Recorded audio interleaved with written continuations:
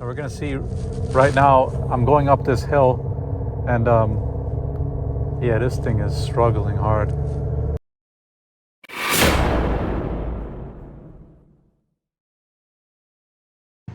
Hey, what's up guys? Ali from Shahani Motors.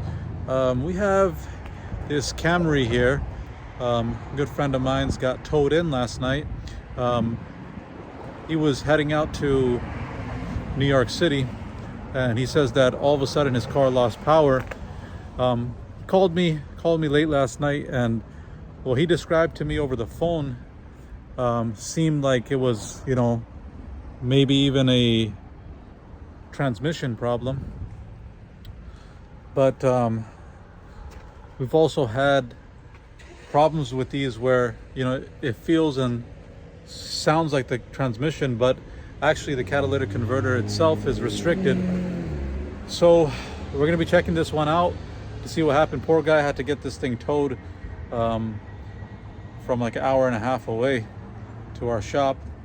So now the car is here and we're gonna check it out in 3, 2, 1. All right guys, getting ready to go on test drive here.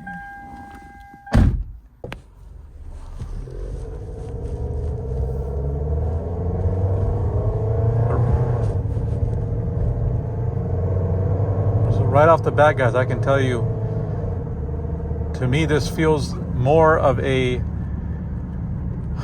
low power complaint rather than a transmission shifting complaint.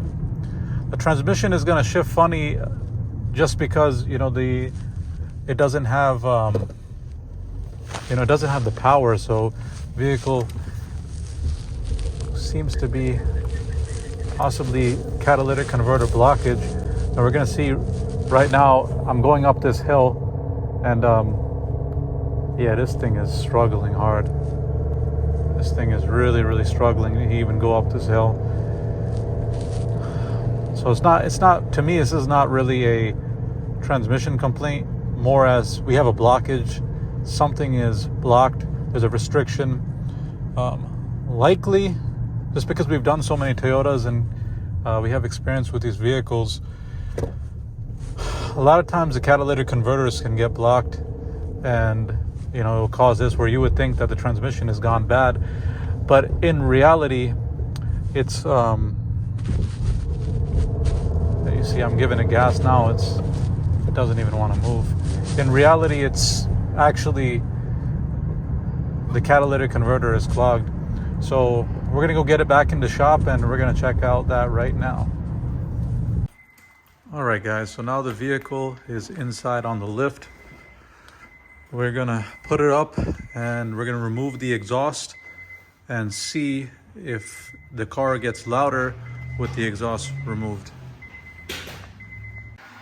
Okay, so we got the exhaust removed. We're gonna start it up.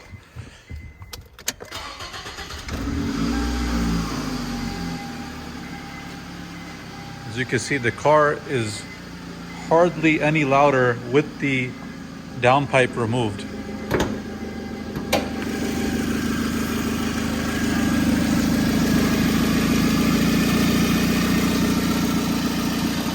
So right now we remove the downpipe and it's hardly making the car should be so loud that I can't even talk. But as you can see, the car is hardly any louder. Showing that this catalytic converter is blocked. All right guys, quick example how we diagnose a blocked catalytic converter with our thermal imaging camera.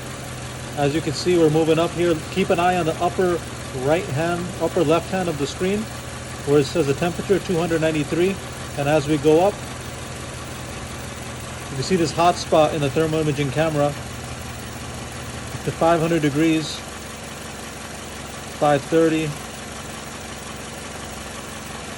And there seems to be a blockage right here with the hot spot.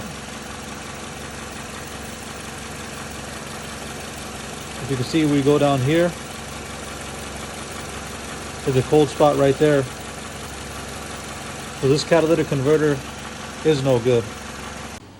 So another test, you come back here by the rear tailpipe and As you can see, there's almost no back pressure.